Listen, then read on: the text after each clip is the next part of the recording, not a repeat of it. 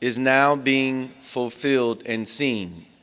The Bible tells us that there would be a time such as there never was and never again to be equaled, that there would be earthquakes in various places. There even is the mention of a flood, since Jesus said that as it was in the days of Noah, so shall it be in the days of the coming of the Son of Man. Jesus also tells us that there would be signs in the sun, the moon, and the stars, distress of nations. And so we have assembled a group this afternoon, qualified, knowledgeable men and women that could share with us from their study, research, from their particular scientific field as it relates to the climate and the weather that is taking place on our planet, and how we should, given the terrific earthquakes that we witnessed in Haiti, the earthquakes in Chile, the floods in Australia, Brazil, Europe, how we should prepare ourselves for more of what we know is to come. I am honored on behalf of the Honorable Minister Louis Farrakhan to welcome our guest panelists. If you would just give them a warm round of applause. They have come from near and far to share with us this afternoon. And it is my honor to at least acknowledge and recognize our guest panelists, and then turn this session over to the moderator of this session, who would be my assistant minister here at Mosque Mariam, Brother Jeffrey Muhammad. First, I will start to my right. This is Brother William Muhammad, who is a certified FEMA and Red Cross disaster training response. He is trained in response to disasters and is a team member in the state of Kentucky from Louisville. Let us welcome Brother William Muhammad. Next to Brother William is a sister that has gone all across the country and has gone into our cities and our various mosques to offer training in disaster preparedness and disaster management. And since the Millions More movement, she has been absolutely foremost in taking this training to the various cities, as she believes and knows that if we are not prepared, then we risk not only harm to ourselves, but the possibility of the loss of life. And she does not want to see that happen if she could help it. And she is trained in the International Red Cross and FEMA. I mean, her list of certification is too long to mention, but we know her as our sister. This is Sister Aurelia Muhammad.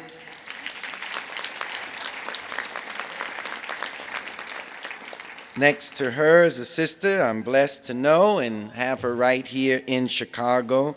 She is also a United Way Response Unit member of Greater St. Louis and also has her certification in disaster preparedness, Sister Alva X.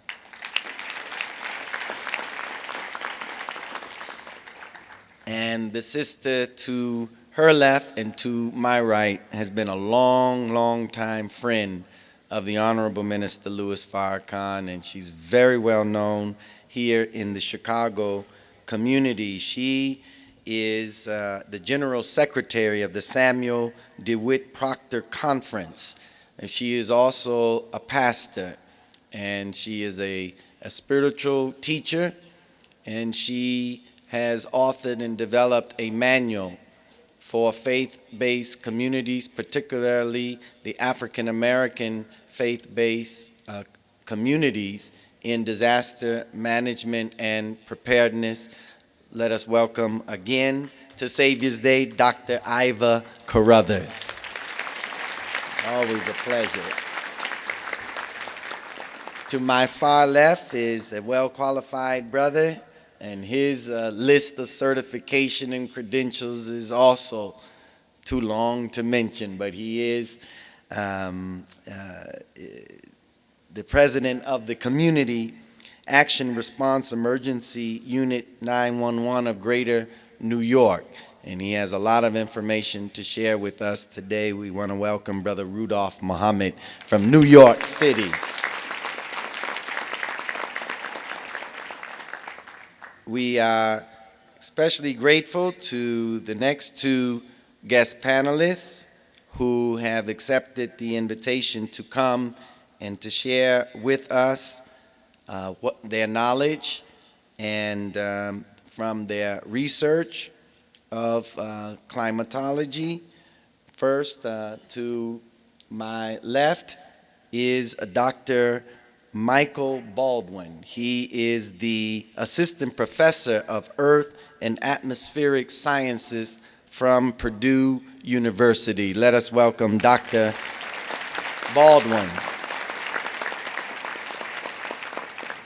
And next to him, coming to us from the College of DuPage, which is right here in Chicago, here in the state of Illinois. He's a professor of meteorology, and he also coordinates, from what I understand, or is the director of the Storm Chasers. Are you all familiar with Storm Chasers? You probably have seen his face on MSNBC and some of the news channels, and we are just delighted to have him as well. Let us welcome Dr. Paul Cervanka. Did I pronounce that right? Very good. And our final guest panelist, don't put your head down. He heads up our disaster preparedness committee here at Mos Mariam. Beautiful, beautiful brother, also certified and has his credentials, and I'm learning more and more of just how much knowledge is among us, and I'm delighted to have him, and we're honored to also have him as a guest panelist. This is Brother Liddell Muhammad. And now, let us get what we came here for. And I would like to ask my assistant minister to come before us, who will moderate this panel discussion. Please welcome Brother Jeffrey Muhammad. Thank you.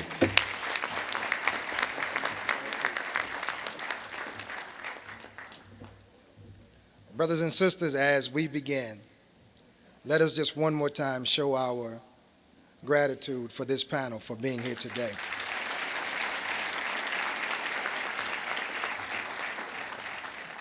We're having a two-part discussion, as Minister Ishmael laid the spiritual base for extreme weather, and then the second part in how to prepare for the extreme weather. First, we've invited them to inform you as the leaders of the mosque and the study groups that you can take and build capacity in your cities with other leaders, and to take this knowledge back to your mosque, study group, cities, wherever you are, and begin to train and inform those that are in your cities that we don't make the same mistakes that we've been making before. Most of us were paralyzed a few weeks ago because of snow. And many of us have never been what we consider stuck for a couple of days. So we've invited our professors to come and give us an idea of how weather patterns start. Statistically, are these extreme weather patterns on the increase? Where are these extreme weather patterns greater at? Because we know what we've been taught. But scientifically, we want to know what is the rest of the world viewing. So these two professors have come, and they both have a PowerPoint presentation that they would like to present to us on the extreme weather patterns, not only in America, but some that are going around the world to demonstrate and inform us of what's going on. So brothers and sisters, with a big warm round of applause, please give our first presenter, Dr. Paul Servatka of the College of DuPage. Please give him a round of applause.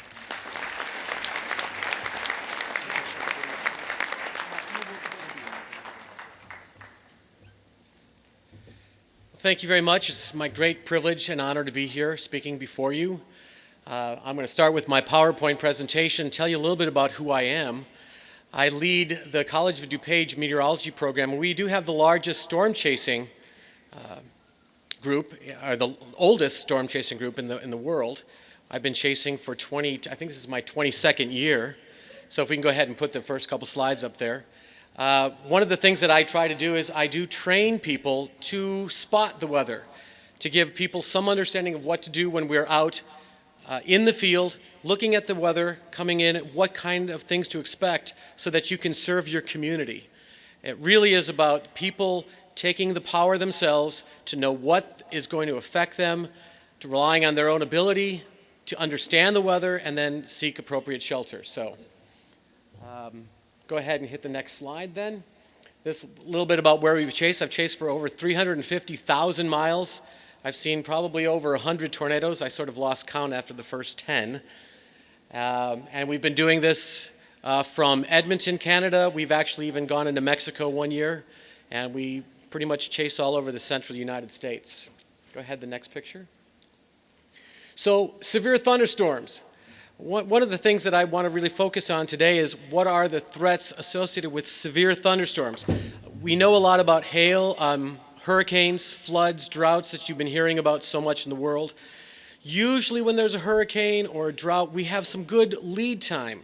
You know something's coming, and it gives you some time to prepare ahead of time. And one of the things that a lot of people around the world are doing is trying to find ways to help people prepare for floods and droughts by thinking in advance what they need to do to prepare for this. But a severe thunderstorm can often strike very rapidly, within tens of minutes of time. And so having people very aware of what's happening is what we're trying to get across to you today. Next one, please. I want to just take a look at some basic thunderstorm ingredients so that we can all be a little bit more educated. The first one is we need lift, a way to get the air moving upwards in the atmosphere. And so here in the illustration is a picture of a cold front or a warm front, things you may see when watching your local TV weather forecast. And whenever you see these systems associated with areas of low pressure, it gives you the idea that maybe severe weather is possible. These fronts lift the air. The second ingredient, if we go to the next slide, would be the source of moisture. And that's why we usually turn toward the spring and summer, where we can start getting some moist air moving up from the Gulf of Mexico. For us in the central United States, that's our primary source of moisture. We use a term called the dew point, and I really recommend that that's what you listen to. When the dew point starts getting in the 50s, you start to go, oh, it kind of feels humid out. Dew point in the 60s, it feels really wet. Dew point in the 70s, we're all uncomfortable. But when we see the dew points going in the 60s and 70s, the threat for severe thunderstorms also increases. Next slide. And then we want something known as instability. Once we get the air to rise by forcing it up, it then decides it wants to rise by itself. The air is what we call buoyant. The fact that like a hot air balloon, the air will rise by itself. So we lift the air with sufficient moisture, we get clouds forming. This picture here is kind of a beautiful picture of a thunderstorm, a cumulonimbus cloud, where the air is rising very rapidly, maybe as much as 10, 12, 14 miles in the atmosphere. Next slide. Something else we want to look for in developing severe weather is something known as vertical wind shear. As we go higher in the atmosphere, the winds usually change. And the greater that change, either in speed or direction, that allows for rotation to develop. And once we have rotation within a storm, the storm takes on a much higher threat for severe weather probabilities. This picture here is some of the numerical models that are run. I believe Mike Baldwin will be talking about that. And it generates how these thunderstorms behave. We start to learn something about how the wind blows. Not perfectly, but a little bit better. Next, please. Vertical wind shear in this diagram is showing you how it creates rotation within the updraft of a thunderstorm, and that thunderstorm is known as a supercell, which we'll talk about a little bit more here in the future. Next, please. So what are the thunderstorm types? Well, you've got thunderstorms that form in the afternoon, the typical what we'd call single cell or air mass thunderstorms. It's a hot summer day and you see some thunderstorms that pop up. It rains for 15 minutes, maybe a little gust of wind, a lot of lightning, and then it clears up. Those don't usually pose a lot of threat except for the lightning. When they get more organized with more and more vertical wind shear, then we get what's known as multi-cell storms. Storms that form in clusters or form in a squall line, a large line that could extend from Detroit all the way down past St. Louis to Little Rock, Arkansas. That would be a squall line. And the most organized thunderstorms with the highest amount of vertical wind shear is what we call a supercell. And a supercell, by its simple definition, is a storm with rotation in it. And they're going to pose the biggest threat. That picture there that you see is a supercell thunderstorm out in the Great Plains of the United States. Next. Convective hazards. So what are the things that these thunderstorms are going to pose as far as a threat for the people in our communities? And they're going to be, tornadoes are just one part of it. Large hail, and we're going to show you some amazing things that ice falling from the sky can do. We've got floods, flash floods. Water rises very quickly. In fact, flash floods actually kill more people annually than tornadoes and hurricanes. We also have lightning, which causes a lot of death and extreme injuries, very bizarre injuries, such as people losing the sensation of pain, getting headaches all the time, not being able to dream. A lot of weird things happen when somebody's hit by lightning. And then, of course, there are the tornadoes as well. Next slide, please. So let's take a look at lightning, just to give you some idea about how many millions of lightning strikes there are in the United States per year. That's lightning that actually strikes the ground. And you can take a look at a 30-year climatology of the fatalities, and you'll see that no state is immune to the potential threat of lightning. When I'm out storm chasing, I am most afraid of lightning. Everything else gives me a few minutes of warning, and lightning can happen instantly, and it's extremely scary. I've also learned that people aren't usually as afraid of lightning as they are of thunder. So we'll see lightning hit really close, and people will kind of react, and then thunder will crash, and they'll all scream and run away. By then, it's too late. Next, please. Here's a graph that it poses where the heaviest amount of lightning threats are in the United States. Because of the close proximity to the Gulf of Mexico, we see that the Gulf Coast has a high frequency of lightning fatalities. We also have areas up within the mountains and on the East Coast where the population centers are the highest. Michigan actually has a lot. Texas, Oklahoma, in the Colorado mountains. The further west you go, a little bit less threat with lightning, and that's why you can deal with earthquakes a little bit more. Not as much lightning, you worry about earthquakes. But you can see nobody is immune to these kind of dangers, and it's really important that if you are involved with your children in doing outdoor activities during a thunderstorm, maybe it's baseball games or football games, if there's a thunderstorm nearby, have the kids seek shelter. Don't just let them stop playing. Get them off the field. They have what's known as a 30-30 rule. Wait 30 minutes, and if you hear thunder within 30 seconds of the lightning, you should be seeking shelter. So once you hear thunder, get indoors, wait 30 minutes till your last thunderclap, and then you'll be safe. Next, please. Here's an example. I mean, that's a pretty cool picture of a lightning strike hitting a tree. Very serious events. A lot of people get burns on their body, so you want to stay indoors. You want to stay away from windows. You want to stay away from corded telephones, if that's possible. The best place to be is inside, or to be in your vehicle. Not because your vehicle is rubber tires, but because it acts as a conduit for the electricity to go into the ground. We've actually been hit by lightning on one of our storm chases, blew out 2 tires, but everybody inside was fine. Next, please. Severe thunderstorms. Let's define this. Severe thunderstorms to a meteorologist means one of three things. It has the ability to produce a tornado. It has the ability to produce large hail, which is about 1 inch in diameter. And it has the ability to produce damaging winds greater than 58 miles an hour. The weather people on TV or the radio often will use severe when it's not really meant to be that way. So if you want, call it a strong thunderstorm, call it scary, but don't call it severe unless it's got really big hail, okay? Next, please. Flash floods. Here's a little word that you need to know. Turn around, don't drown. Many people drive into flash flooded areas thinking their car could make it through.